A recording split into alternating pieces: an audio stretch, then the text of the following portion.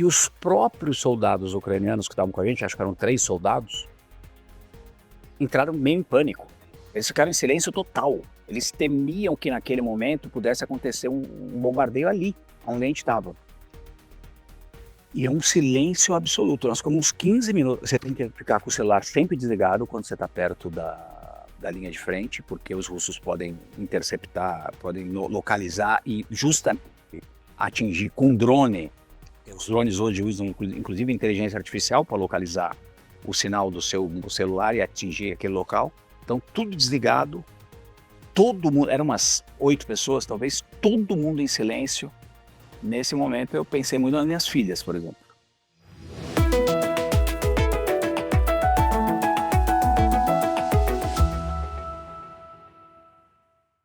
Olá, amigos. Esse é o videocast Bastidores da Notícia, que traz depoimentos das pessoas que fazem o nosso canal. E assim nós conversamos com quem é a cara da CNN, mas também falamos com pessoas que ajudam a construir esse canal, a fazer a CNN que todos assistimos, seja em casa, seja no trabalho, seja na TV, seja no YouTube, no nosso ambiente multiplataforma. Hoje, nosso entrevistado é Américo Martins, nosso correspondente, analista sênior internacional, que está baseado em Londres. Foi nosso diretor aqui em São Paulo no início das operações da CNN Brasil. É o repórter favorito do presidente Lula nas viagens internacionais que o presidente faz. E daqui a pouco a gente vai explicar um pouco melhor esse privilégio que o Américo tem. Mas são muitas funções, mas eu acho que hoje, ainda mais neste momento que estamos vendo, testemunhando mais uma guerra, é importante, no planeta, no caso a guerra no Irã, é importante ter o Américo que já cobriu conflitos aqui pela CNN Brasil, falar um pouco desse sentimento dele sobre o que está acontecendo neste momento. Américo, é um prazer falar com você, muito obrigado. Márcio, o prazer é meu, é um privilégio poder estar aqui com você, batendo esse papo, falando um pouco aí da minha trajetória, de tudo. É um grande prazer estar aqui com você. Vai ser bacana. Américo, e sabendo que o seu tema é sempre escasso, porque você entra em todos os assuntos, em todos os jornais, então... Mas é importante tirar um pouco de você nesse nosso videocast Bastidores da Notícia. Eu pergunto, o que passou pela sua cabeça quando você teve a notícia de que mais uma guerra estava eclodindo no Irã, sendo bombardeado pelos Estados Unidos e Israel? Você com essa experiência de outros conflitos, o que passa pela cabeça de um repórter que já viveu, já vivenciou e acompanhou tão de perto um outro conflito que seja, mas acompanhou uma guerra, Américo? Márcio, acho que 2 coisas passam pela minha cabeça, imagino que os profissionais que acabam tendo essa missão. A primeira é o sofrimento que você vai ter que acompanhar, estando perto ou longe, você aí no estúdio também, quando está falando de um conflito como esse, uma das coisas que sempre nos toca muito é o sofrimento das pessoas, dos inocentes. Logo no primeiro dia a gente viu um bombardeio contra uma escola que deixou 168 meninas e adolescentes mortas e 14 professoras, isso de saída, no primeiro dia. Então isso sempre te toca porque você sabe que quando vai ter um conflito como esse, inevitavelmente você vai ter essas histórias para contar e isso me indigna um pouco. Podemos falar um pouco dessa indignação daqui a pouquinho, mas a outra coisa, que é a segunda coisa que passa, é uma urgência de você querer ir ao ar o mais rápido possível para começar a contar aquela história. Então você precisa correr atrás de muitos detalhes para poder começar a contar essa história na CNN. Nesse caso específico, isso aconteceu no meio da madrugada, né? Eles atacaram Teherã de manhã. Aqui em Londres era tipo 6h30 da manhã quando os ataques aconteceram. No Brasil era 3h30 da manhã, mais ou menos. Então eu fui acordado com o meu celular disparando mensagens que eles tinham, que os ataques tinham começado. A gente um pouco que esperava, mas ninguém imaginava que ia acontecer naquele dia, né? De manhã. Normalmente esses ataques acontecem de madrugada, etc. E a minha primeira preocupação foi alertar, obviamente, a redação, me trocar muito rapidamente para poder entrar no ar o mais rápido possível. Então você tem aquela coisa do foco profissional, mas no fundo da sua cabeça, essa coisa das injustiças que vem com qualquer conflito. E aí, eu não estou falando de ser a favor de um lado ou de outro, é dos inocentes que vão morrer nisso, das pessoas que não pediram para ter isso, no final das contas, de todos os lados. E eu tento dar um certo destaque para isso sempre, porque, como eu disse, Eu fico muito indignado com essa questão do sofrimento dos civis, especialmente. Vamos falar dessa indignação, vamos falar dessa humanização que é necessária numa cobertura de guerra, sim. Mas aí vamos partir para a parte prática, então, porque quando você fala dessa indignação, quando você fala desse sentimento, é claro que toca diferente a pessoa que viveu isso. É claro que toca diferente quem esteve lá. Ou pelo menos, e não que por eu não estar no Irã, por eu não ter ido à Ucrânia, eu não sabe o que aquelas pessoas estão passando. Claro que sei. Mas você viu, você testemunhou. E daí eu queria entender um pouco da sua relação com a Ucrânia. Você já esteve lá em algumas viagens, não foi só uma vez, né? Sim, durante esse conflito eu tive 2 vezes. Antes do conflito, quando eles tecnicamente já estavam em guerra com a Rússia, também tive lá algumas vezes. Antes da invasão total, como eles falam, né, invasão total da Rússia. E eu viajei muito pelo país inteiro. Durante o conflito, eu tive em todas as principais cidades, em todas as regiões, estive na linha de frente. E, e eu acho que é ali que você fica mais sensível a essa questão do sofrimento dos civis, sem nunca perder o foco do que você tem que fazer, que é reportar aquela guerra.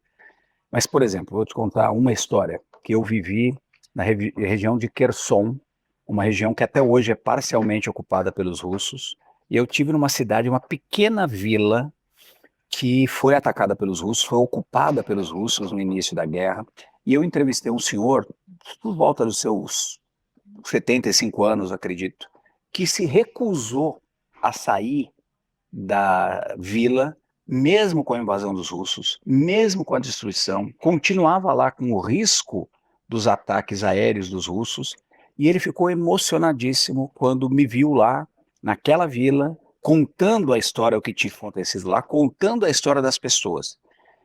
Muitas casas destruídas, muito pouca gente naquela pequena cidade, e ele, com vários cachorros, ele adotou vários cachorros que ficaram para trás, e ele ficou tão emocionado, e ele vivia num bunker, ele construiu, era mais um depósito de alimentos inicialmente, mas era uma coisa meio subterrânea, ele descia vários degraus para guardar os alimentos, e ele ficou lá, era como um bunker para ele durante a guerra, um espaço mínimo, sem menor, não tinha nada arejado, não tinha nenhuma janela, subterrâneo mesmo, você descia, sei lá, 15 degraus de escada para estar naquele lugar, com algumas comidas em conserva, uma cama, os vários cachorros, e ele ficou tão emocionado com aquilo que ele quis me dar um presente. E o presente que ele tinha ali é um negócio que é uma especiaria deles, que é uma conserva feita com banha de porco, que eles matam e etc. E ele ficou tão emocionado que eu estava lá. Isso eu vi em outros lugares da Ucrânia também, as pessoas agradecendo por a gente estar lá correndo risco, né? É um risco sempre, é um risco, no nosso caso, como jornalistas, planejado, mais ou menos. Você tem planos, né, de entrada, saída, o que você vai fazer, quanto tempo você vai ficar. É um risco calculado, muito mais do que para eles que estão morando lá e correndo risco o tempo inteiro de algum ataque. Claro. Mas eu fiquei muito tocado com aquele senhor me dando o pouco que ele tinha, que era uma coisa especial para ele, e ele muito emocionado de me contar a história. E indignado, voltando à indignação, indignado com os russos.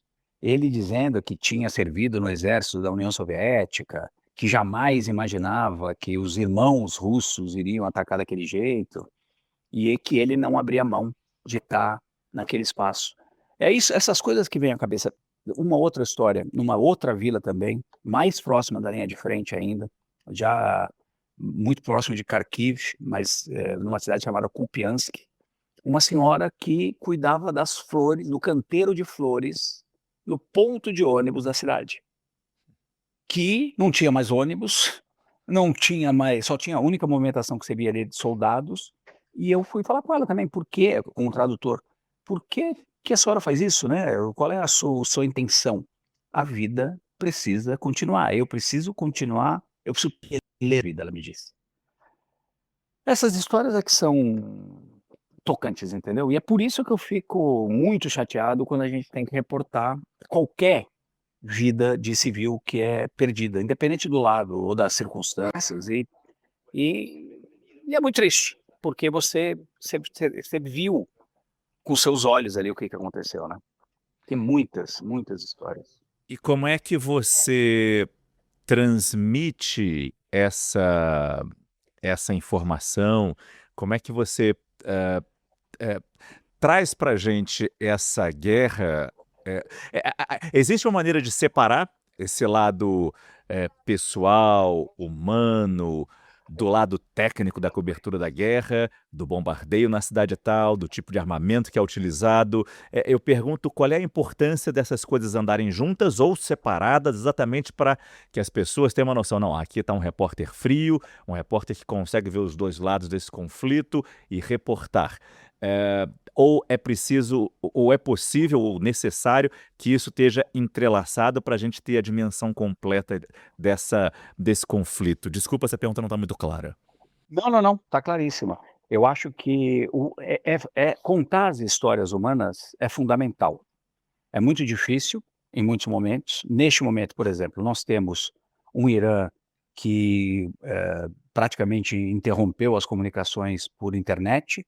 Nós temos a CNN tem um repórter lá que tem que trabalhar observação do governo o tempo inteiro. É muito difícil você contar essas histórias, mas é absolutamente importante contar essas histórias, porque é através das pessoas que você faz conexões da guerra. Tem esse lado que você falou, o lado estratégico, o lado da geopolítica, que também pode provocar muitos sentimentos e a gente explora muito, né? A gente fala muito sobre isso, porque isso tem importância. O que está acontecendo, a forma como o conflito está acontecendo no Irã, tem muitas reverberações. Pode afetar, por exemplo, como o Brasil vê segurança. Já está afetando, aliás. Mas você tem que contar a história das pessoas. É isso que é o fundamental. É isso que, que tem um valor excepcional. Então, acho que, na verdade, você tem que tentar arrumar um equilíbrio. E é por isso que é tão importante a gente estar no terreno, né, Márcio? A gente tá no lugar, vendo essas histórias, reportando como as pessoas estão se sentindo, tentando sentir um pouco daquilo, mostrar esse lado pessoal, porque isso é a história de verdade. No final das contas, é isso que mais interessa.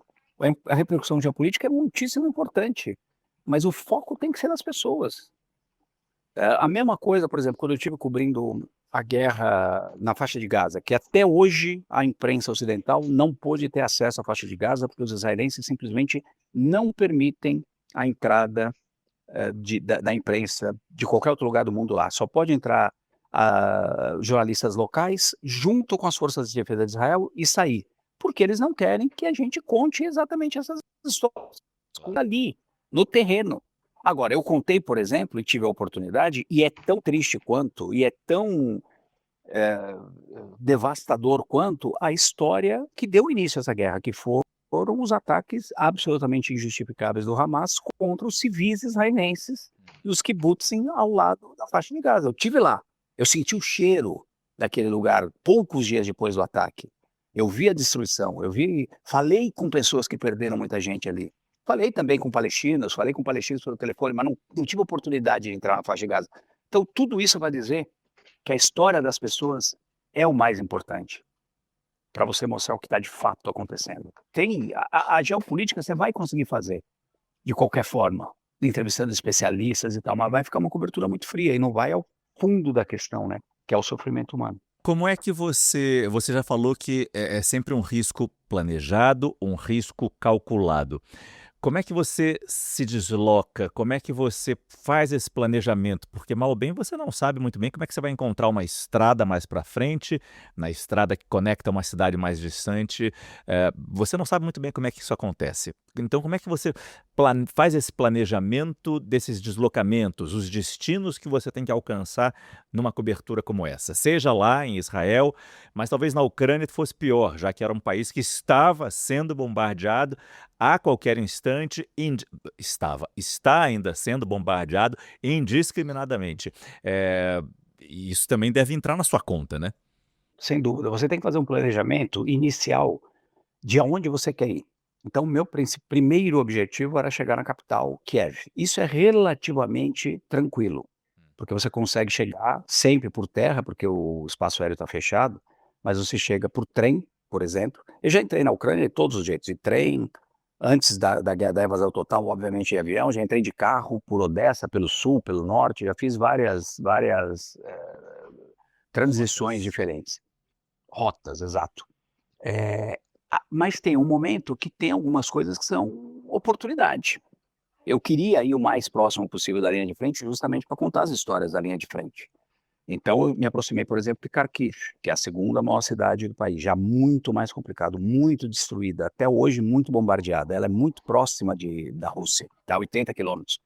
Você precisa ter, obviamente, uma pessoa que conheça muito bem o terreno, que a gente chama de fixer, que é o local que viaja com você, um jornalista local que fala inglês, que vai te ajudar com tradução, vai te ajudar com localização, vai eventualmente ajudar com transporte também. E eu cheguei aí à linha de frente com um fixer, cheguei aí às trincheiras da Ucrânia, num determinado momento estava muito próximo da fronteira, que foi o momento mais tenso, eu acho, da fronteira com a Rússia, onde eles podiam ser alvejados, inclusive, por snipers ainda naquele momento, ou seja, franco-atiradores que estavam do outro lado da fronteira. Você tem um grau de planejamento. Por exemplo, de Kharkiv eu quero ir para a linha de frente, você tem que calcular que hora que você vai sair, que horas que você vai voltar, se você tem um lugar para dormir lá ou não tem.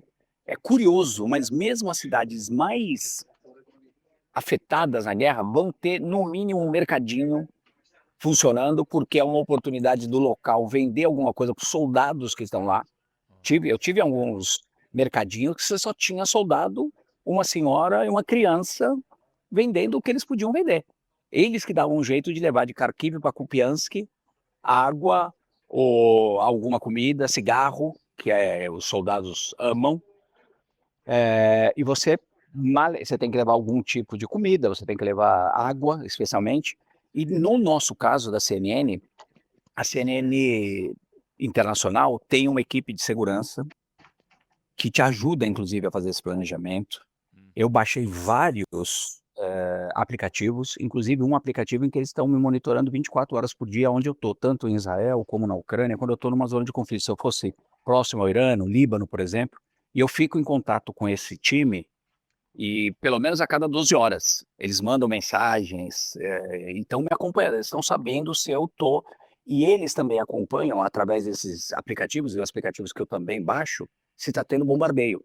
Então, por exemplo, eu até hoje tenho nos aplicativos um mapa da Ucrânia que começa a tocar sirene e aparece uma voz do Darth Vader, inclusive. Olha, vai começar a bombar. Cuidado, porque qual é os riscos, Marcos? Quando você ouve isso o tempo inteiro, você se acostuma de tal forma que você não dá mais bola. Na Ucrânia eu vi isso o tempo inteiro. Começa a disparar um monte de sirene na avenida, na rua, e todo mundo está andando normalmente. Porque eles têm que parar tantas vezes que eles começam a se acostumar com aquilo. Então o próprio aplicativo vai te lembrando. Cuidado, se você achar que você está muito confiante, pode ser a sua tragédia. Então tem várias formas que você pode tentar controlar o risco. Você tem que sempre ter uma rota de saída. Como é que eu vou sair e começar um bombardeio? E eu estou falando de uma guerra de bombardeio, né? Não era uma guerra e na trincheira também, mas era trincheira mais para também bombardeio do que tiro de fuzil e tal. E aliás, a guerra está mudando tanto que a gente vai ver muito menos isso, tipo guerra de, sei lá, infantaria de um lado e do outro, como está acontecendo na Ucrânia agora, cada vez mais drone, por exemplo. Então, enfim, você tem algumas medidas que você pode tomar, mas infelizmente muitos jornalistas morrem cobrindo os conflitos e muitos morrem cobrindo conflitos urbanos, por exemplo, também, né? Que é mais difícil ainda de você planejar, né? Porque tem menos regra, vamos dizer assim. Porque age-se muito como fosse guerrilha, né? Exato, Você sentiu medo em algum desses momentos, seja em Gaza, ou seja na Ucrânia, ou em outra experiência que você tenha tido em matéria de conflitos? Em algum momento você teve medo? Caramba, aqui tá perigoso. Tive nesse dia que eu cheguei muito perto da fronteira com a Rússia. É um posto avançado do exército ucraniano que eu fui visitar no meio de uma mata. Eles sabendo que os russos estavam, sei lá, 1,5 km, 2 quilômetros no território russo, que eles tinham capacidade de atirar, inclusive com franco-atiradores, como eu disse. Tinham morrido soldados naquele posto poucos dias antes, era tudo camuflado, você tinha que meio que andar embaixo das árvores, Mas o que foi mais assustador é que a gente vinha chegando numa van, uma minivan, ali, um carrinho, tentando chegar perto desse posto. Em determinado momento, esses alarmes começaram a soar, alarmes, das 4, 5 pessoas que estavam no carro. Eles param o carro embaixo de árvores para não serem vistos, e esses alarmes estavam indicando possibilidade de bombardeio russo, porque a inteligência americana e a inteligência ucraniana, eles vão monitorando as decolagens dos aviões militares russos das bases próximas no território russo. Então eles sabem mais ou menos para onde esses aviões estão indo. E os próprios soldados ucranianos que estavam com a gente, acho que eram 3 soldados, entraram meio em pânico. Eles ficaram em silêncio total. Eles temiam que naquele momento pudesse acontecer um bombardeio ali, onde a gente estava.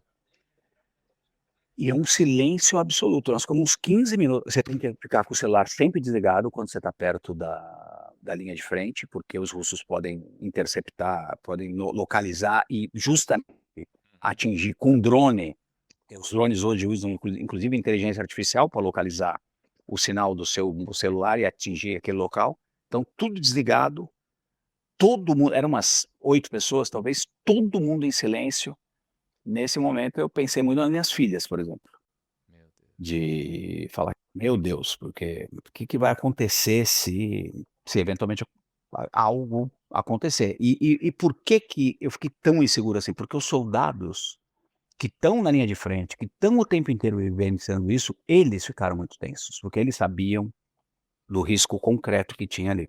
Tanto que a gente acabou ficando pouquíssimo tempo nesse posto, nos retiramos e felizmente nada aconteceu. Teve um outro episódio no norte de Israel, que eu fui visitar também com o pessoal local, era um kibbutz que fica muito próximo com o Líbano.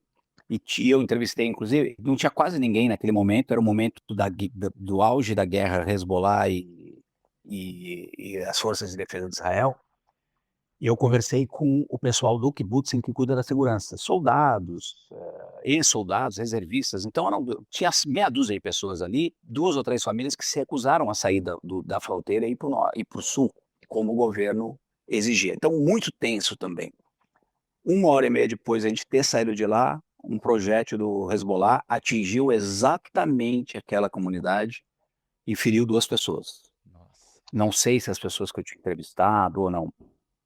Isso, felizmente, a gente não estava lá, mas infelizmente pessoas ficaram feridas exatamente naquela localização. Então, tem uma hora que você também não consegue controlar tudo. Mas quando você desliga o celular, no episódio que você contou da Ucrânia, você acaba se desligando daquelas pessoas que estão te monitorando ali, né? Isso deve ser, quando falam para você, desligue o celular, já é, Eu- já é preocupante, né? Sim, muito preocupante, mas o pessoal que tá monitorando você, da equipe de segurança da CNN, está vendo para onde você está indo e sabe que em determinado momento você vai ter que desligar. Ou você avisa antes.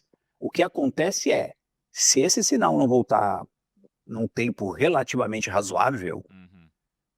a equipe de segurança vai, aí sim, começar a entrar. Aí vão tentar acionar os protocolos deles, que seria, por exemplo, entrar em contato com o exército ucraniano, checar se aconteceu alguma coisa. Infelizmente, às vezes, isso acontece. Já vi companheiros em outros trabalhos até que eu fiz, companheiros que morreram, infelizmente, fazendo coberturas assim. Na Somália, antes da CNN, eu trabalhei muito tempo na BBC, teve o Alan Johnston, um colega jornalista que era correspondente em Gaza, por acaso, foi sequestrado, ficou 45, 50 dias sequestrado nas mãos de grupos que não era nem o Hamas mais, porque tem isso também, né? Várias máfias internas. Então, infelizmente, essas coisas realmente acontecem, mas a gente, né? É, bom, tentar botar um pouco mais de leveza na nossa conversa. Você como brasileiro, e eu sei que alguns colegas já faziam isso, levavam uma camisa da seleção brasileira para deixar claro, sou brasileiro, não faz nada Exato. comigo se for capturado. Não sei se daria certo essa estratégia, mas você de alguma forma pensava nisso, porque acho que o Brasil é um país visto com simpatia. Sim, muito. O Brasil tem nessa coisa da geopolítica tem um soft power, que é aquela coisa de influenciar os outros países, né? Que muitas vezes é cultural, mas nessa questão da geopolítica, o soft power do Brasil não tem inimigos. No máximo a gente tem rival, e o rival é normalmente por causa do futebol, não é por causa de guerra. Isso é muito bom, isso é muito bom. Então tem lugares, eu tenho dupla nacionalidade, eu tenho passaporte britânico e brasileiro. Tem lugares em que eu só levo meu passaporte brasileiro, por exemplo, porque é um risco você ser um jornalista britânico em muitos desses lugares. E o Brasil, eu não cheguei a levar camisas do Brasil, mas tem uma bandeirinha do Brasil os coletes que a gente usa, etc. Sempre me identifico, obviamente, como jornalista brasileiro, porque o Brasil não tem inimigos, isso é muito bom. Agora, não quer dizer que todo mundo vai gostar de você por causa disso, especialmente numa situação de risco, né? Mas a gente tenta, você tem que tentar tudo. E essa história de a camisa da seleção, bandeira do Brasil, e eu conheço histórias aí de jornalistas brasileiros que conseguiram fazer coberturas importantes usando isso. Ser brasileiro ajuda muitíssimo nesses aspectos. Não ajudou tanto, eu preciso falar, na Ucrânia, por conta de uma demanda dos ucranianos que gostariam que o governo brasileiro fosse mais crítico, talvez, da Rússia. Então, em alguns momentos, eles, pô, mas veja bem, né? Por que vocês. E aí você tem que explicar, não, veja bem. Uma coisa é o povo brasileiro, outra coisa é o governo, outra coisa é coisa geopolítica. Mas felizmente, nunca tive nenhum tipo de problema por causa da nacionalidade. Pelo contrário, acho que ajuda muito. Esse é um ponto interessante que você traz. A gente sabe como o presidente Lula muitas vezes tentou ponderar, não, mas vamos olhar o outro lado também, quando nessa guerra há claramente um invasor e um invadido. Mas enfim, sem querer transformar isso numa discussão política, mas aproveitando que você já fez várias viagens internacionais também para cobrir périplos presidenciais, viagens do presidente Lula, e falo do presidente Lula porque é o que está aqui no poder e você acompanhou tantas viagens que o presidente já fez neste terceiro mandato. E aí o presidente brinca um pouco com você. Teve um dia que especificamente você de novo. Conta um pouco dessas viagens que você já fez seguindo o presidente. Foram várias, eu sei, não daria tempo para falar de todas. Mas uma especificamente ele reparou em você, ele lembrou de você. Sim. Por que isso acontece, né, Márcio? Eu viajo muito fazendo porque, ele tem viajado muito, e 2 ele vem muito meio que para o meu lado do mundo, que é basicamente tudo do Atlântico para cá, né? Europa, Ásia, África. Então eu tenho viajado bastante, felizmente. A CNN sempre está onde a notícia está, então a gente sempre está nos grandes eventos e nas viagens importantes de autoridades brasileiras, não só do presidente, mas em especial do presidente, porque são viagens importantes, bilaterais, cúpulas que ele participa, e eu tenho sido o repórter aí nos últimos tempos que mais viaja do ponto de vista internacional. Devem ter vários outros cobrindo muito de perto o presidente no Brasil. Mas nas viagens internacionais eu tenho sido talvez a figura mais frequente. Eu encontro muitos colegas, mas meio que vão mudando os personagens. É uma espécie de um rodízio. E eu tenho também tido muita sorte, porque o que acontece? O presidente, eles organizam a viagem mais ou menos sempre da mesma forma. Tem várias reuniões bilaterais, as reuniões com o presidente local, uma declaração dos dois lados à imprensa, que a gente não pode fazer pergunta, e no final de tudo, antes de embarcar, o presidente Lula faz uma entrevista, que a gente chama de uma entrevista coletiva, onde todos os jornalistas, em tese, gostariam de fazer perguntas para ele, mas temos sempre mais jornalista do que tempo, e ele precisa partir, etc. Então a assessoria dele sempre decide o seguinte: olha, nós vamos fazer 4 ou 5 perguntas, acho que nunca vi mais do que isso, e vocês têm que fazer um sorteio entre vocês jornalistas para ver qual é a ordem. E eu fui sorteado muitas vezes na sequência. Uma vez ele até fez uma brincadeira, ele falou: pô, toda hora você ganha esse concurso, eu vou jogar na loteria junto com você. Infelizmente eu ganho na loteria, mas nessa coisa eu tô. E tem um outro fator, Márcio, que acho que também ajuda aí essa coisa de marcar a presença junto ao presidente, que é o fato de que como eu estou muito tempo na estrada, eu, por exemplo, eu fui carrapato, como a gente fala, né, o repórter que segue os candidatos numa eleição presidencial do presidente Lula em 94. Então eu cubro as idas e vindas do presidente há muito tempo. Mas apesar dessas brincadeiras todas e tal, ele não gosta muito de várias perguntas que eu faço. Aliás, normalmente não gosta. Por exemplo, quando eu questiono essa questão da Ucrânia, a posição do governo brasileiro e várias posições de vários aspectos, né? Então, mas ele acaba brincando com isso, não sei se vou ter outras oportunidades de fazer perguntas, mas pretendo estar sempre no encalço ali, dele e de outros, né? É isso, não é a proximidade que faz suavizar as perguntas, né, Américo? Talvez pelo contrário, né? Exatamente por estar muito próximo que você conhece mais a pessoa e aí que vai diretamente no que muitas vezes onde o calo aperta. Falando em termos de presidente ainda, você entrevistou, e não foi uma vez só, me corrija se eu estiver errado, o presidente ucraniano Volodymyr Zelensky. Sim, 2 vezes eu tive a oportunidade de entrevistá-lo, sim. 2 vezes na Ucrânia? É uma figura. 2 vezes na Ucrânia, exato. Nas 2 viagens que eu fui para a Ucrânia, Ah. eu fiz entrevistas com ele. Ah, pois é. Então primeiro fala como é este personagem, que era um ator de comédia, virou presidente e de repente, pá, se vê no meio de uma guerra, e não tinha nenhuma experiência política que eu saiba, e se vê Não, diante de uma guerra como essa, que dura tanto exato. tempo, tão sangrenta. Primeiro fala um pouco dele, o que que você conseguiu aprender estando próximo a ele? Eu comecei a acompanhar o Zelensky justamente na eleição dele. A última viagem que eu fiz no meu emprego anterior, antes de entrar na CNN, para ajudar a lançar o canal, foi a última viagem que eu fiz no emprego anterior foi justamente para a Ucrânia, durante a guerra, o início da guerra com a Rússia, não a invasão total, mas eles estavam em guerra, e era a época da campanha do Zelensky. Foi a primeira vez que eu ouvi falar dele como essa figura, que era um comediante. Ele fazia um programa na televisão em que ele era o presidente. Ficou 2 anos e meio fazendo, piada sobre os políticos do país, o que era uma grande propaganda eleitoral, se você pensar bem, né, Márcio? 2 anos e meio ele resolvendo todos os problemas do país. Ele fazia uma grande pantomima, tirava sarro de todos os políticos que estavam errados e ele, no final, sempre resolvia os problemas. Então era uma grande propaganda. Aí ele foi candidato, ganhou. Na época, muita gente viu dentro da Ucrânia isso como com muitas restrições, porque afinal de contas, pô, estamos elegendo um comediante, não um político sério, etc, etc.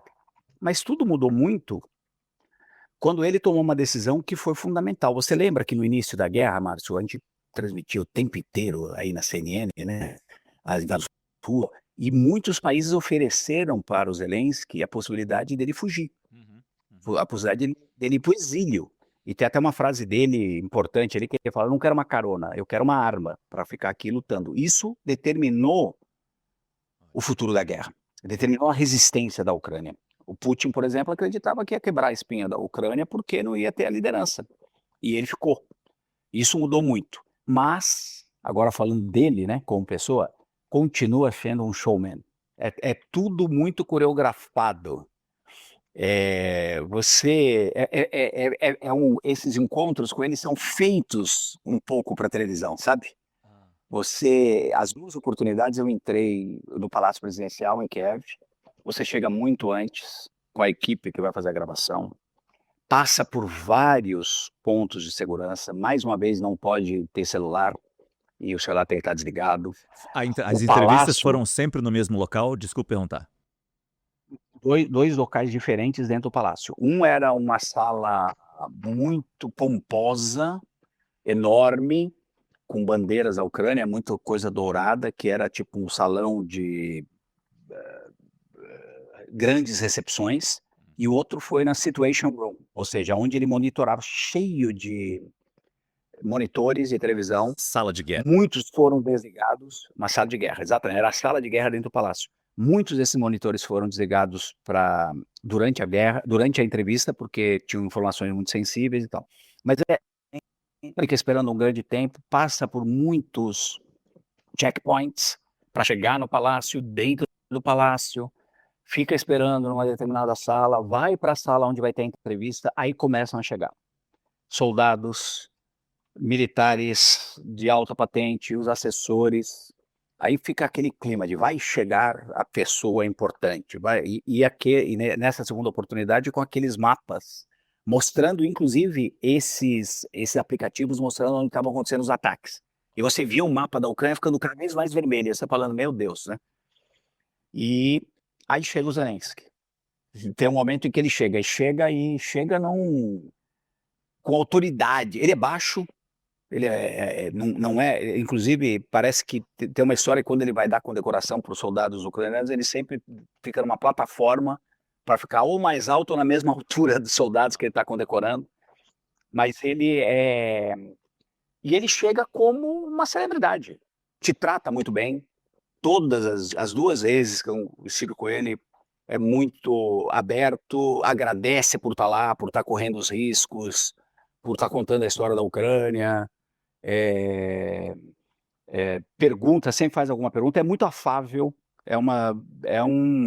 muito cansado. Na segunda entrevista eu achei que ele estava realmente cansado, foi um momento em que a Rússia atacava muito, muito, muito. Eles tinham esperado que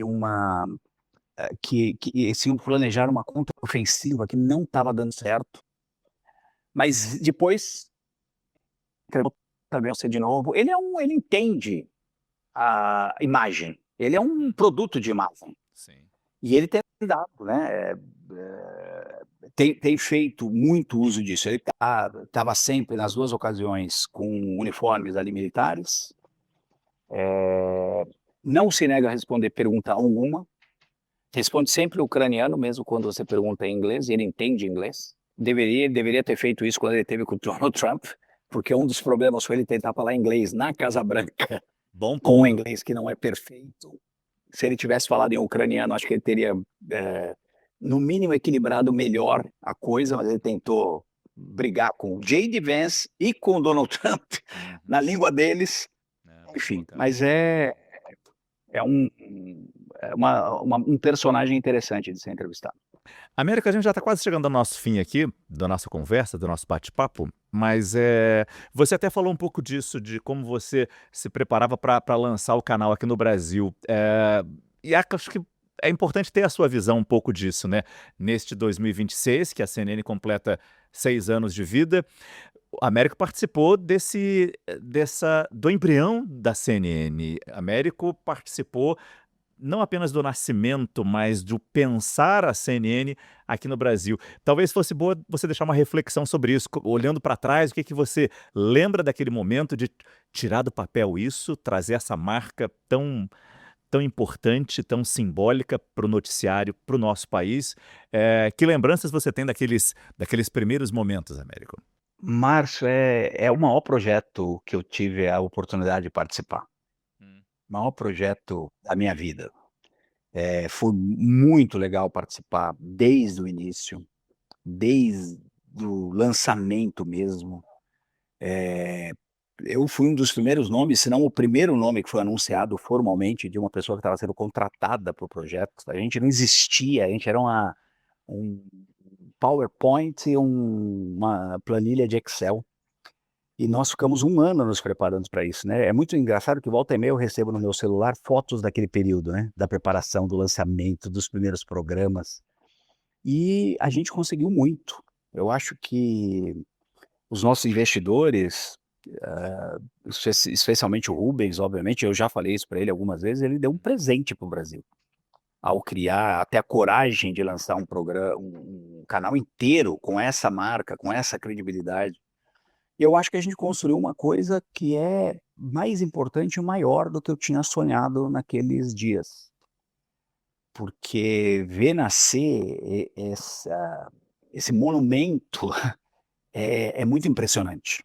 Mas eu acho que a gente conseguiu muito mais até do que eu tinha sonhado. Se você me perguntasse naquele dia, como é que você imagina que a CNN vai ser daqui a 5 anos?